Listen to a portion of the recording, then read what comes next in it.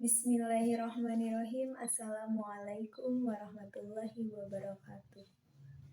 Innal hamdalillahi nahmaduhu wa nasta'inuhu wa nastaghfiruhu wa na'udzu billahi min shururi anfusina wa min sayyiati a'malina. May yahdihillahu fala mudhillalah wa may yudlilhu fala hadiyalah. Asyhadu an la ilaha illallah wa asyhadu anna Muhammadan abduhu wa rasuluh. La nabiyya ba'da amma ba'du. Yang saya hormati dan sama-sama kita muliakan, yakni Ibu dosen pengampu mata kuliah Dasar-dasar Kependidikan, yakni Ibu Helna Nelis. Dan tak lupa kepada teman-teman saya yang saya banggakan. Puja dan puji syukur marilah kita panjatkan kehadirat Allah yang Maha Ghafur, yang telah memberikan kita beribu-ribu bahkan berjuta-juta nikmat. Andai kata kita mengkalkulasi nikmat tersebut dengan alat tercanggih, termutakhir, termodern, percayalah hadirin, runtunan nikmat Allah tidak akan pernah terhitung. Betul. Salawat bertangkaikan salam, semoga selalu tercurahkan kepada baginda alam, Habibina wa syafi'ina wa maulana Muhammadin, yang telah membawa umatnya dari zaman jahiliyah menuju zaman Islamiyah. Baiklah, langsung saja. Saya di sini ingin mempresentasikan tugas dasar-dasar kependidikan yang berjudul Sistem Pendidikan Nasional. Selamat menyaksikan.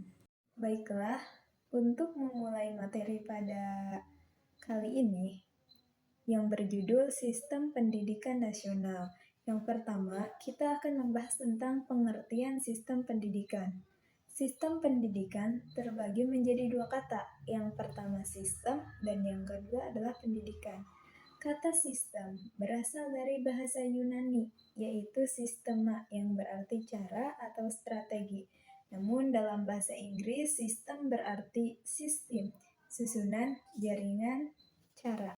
Sistem juga dapat diartikan sebagai suatu strategi, cara berpikir, atau model berpikir. Pembahasan yang akan kita bahas selanjutnya adalah pengertian sistem menurut para ahli. Di sini ada menurut Wina Sanjaya mengatakan sistem adalah suatu kesatuan komponen yang satu sama lain saling berkaitan dan saling berinteraksi untuk mencapai suatu hasil yang diterapkan secara optimal sesuai dengan tujuan yang telah ditetapkan. Nah, yang kedua ada menurut Omar Hamalik menyatakan bahwa sistem adalah seperangkat komponen atau unsur-unsur yang saling berinteraksi untuk mencapai suatu tujuan. Baiklah, untuk pembahasan yang selanjutnya adalah apa itu sistem pendidikan?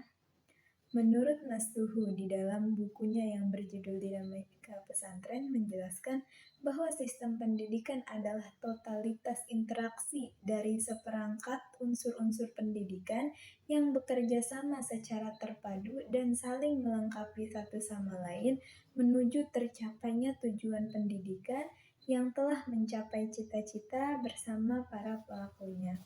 Baiklah, untuk yang selanjutnya adalah apa itu sistem pendidikan nasional?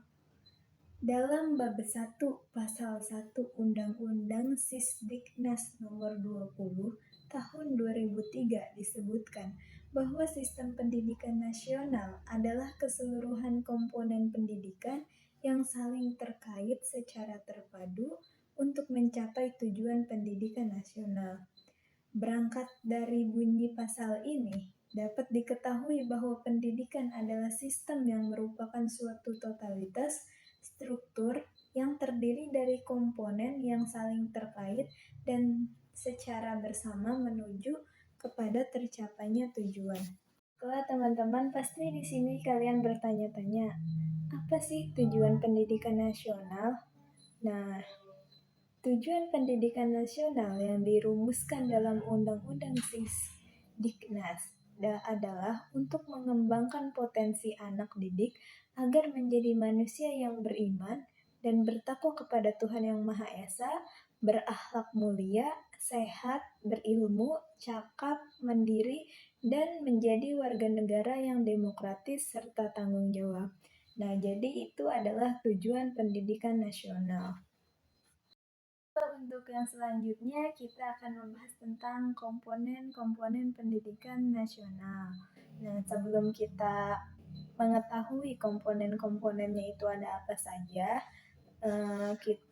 saya akan menjelaskan tentang pengertian komponen itu sendiri. Jadi, komponen merupakan bagian dari suatu sistem yang memiliki peran dalam keseluruhan berlangsungnya suatu proses untuk mencapai tujuan sistem. Komponen pendidikan berarti bagian-bagian dari sistem proses pendidikan yang menentukan berhasil atau tidaknya, ada atau tidaknya proses pendidikan. Jadi itu adalah pengertian komponen. Untuk memasuki penjelasan yang selanjutnya, yakni komponen-komponen pendidikan nasional. Yang pertama adalah tujuan pendidikan. Langeveldt mengemukakan jenis-jenis tujuan pendidikan terdiri dari tujuan umum, tujuan terlengkap, tujuan sementara, tujuan kebetulan, dan tujuan perantara. Nah, adapun yang kedua dari komponen-komponen pendidikan nasional yaitu peserta didik. Sifat hakikat manusia dalam pendidikan, ia mengemukakan anak didik harus diakui sebagai makhluk individualitas, moralitas, dan sosialitas. Manusia sebagai makhluk hidup yang harus dididik dan mendidik. Yang ketiga adalah pendidik. Sebagai pendidik di sekolah yang secara langsung maupun tidak langsung mendapatkan tugas dari orang tua atau masyarakat untuk melaksanakan pendidikan. Baiklah, sekarang kita akan membahas komponen yang keempat dari pendidikan nasional, yaitu lingkungan. Lingkungan meliputi segala segi kehidupan atau kebudayaan yang dapat membatasi pendidikan yang tidak membatasi pendidikan pada sekolah saja. Nah, jadi kita kalau misalnya belajar, kita nggak di sekolah aja, kita akan mendapatkan pelajaran bisa dari rumah, dari masyarakat. Jadi tidak membatasi pendidikan pada sekolah saja. Nah, yang kelima adalah isi pendidikan. Berkaitan dengan tujuan pendidikan dan berkaitan dengan manusia ideal yang dicita-citakan.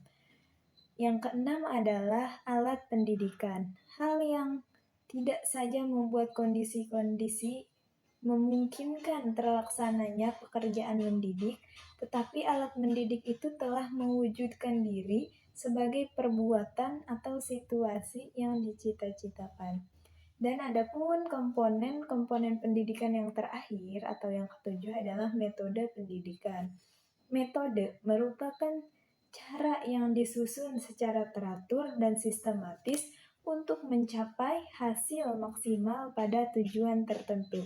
Jadi itulah komponen-komponen pendidikan nasional. Baiklah, untuk yang selanjutnya adalah keterkaitan antar komponen pendidikan. Komponen adalah bagian dari sistem yang melaksanakan fungsi untuk menunjang usaha mencapai tujuan sistem. Karena pendidikan dikatakan sebagai sistem, maka komponen-komponen pendidikan itu meliputi peserta didik, pendidik, materi pendidikan, alat, dan metode, lingkungan pendidikan, dan lain-lain yang menunjang usaha mencapai tujuan. Baiklah, untuk yang terakhir adalah saya akan membacakan kesimpulan dari apa yang tadi saya jelaskan.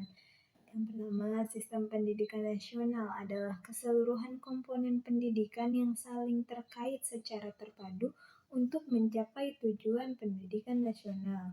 Berangkat dari pasal di atas dapat diketahui bahwa pendidikan adalah sistem yang merupakan suatu totalitas struktur yang terdiri dari komponen-komponen yang saling terkait dan secara bersama menuju kepada tercapainya tujuan pendidikan. Nah, sedangkan tujuan pendidikan itu sendiri menurut yang telah dirumuskan dalam Undang-Undang Sisdiknas adalah untuk mengembangkan potensi anak didik agar menjadi manusia yang beriman, bertakwa kepada Tuhan Yang Maha Esa, berakhlak mulia, sehat, berilmu, cakap, kreatif, mandiri, dan menjadi warga negara yang demokratis serta bertanggung jawab.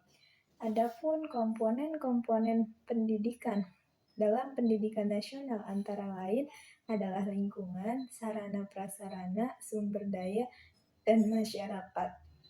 Komponen tersebut bekerja sama secara bersama-sama, saling terkait dan mendukung dalam mencapainya tujuan pendidikan.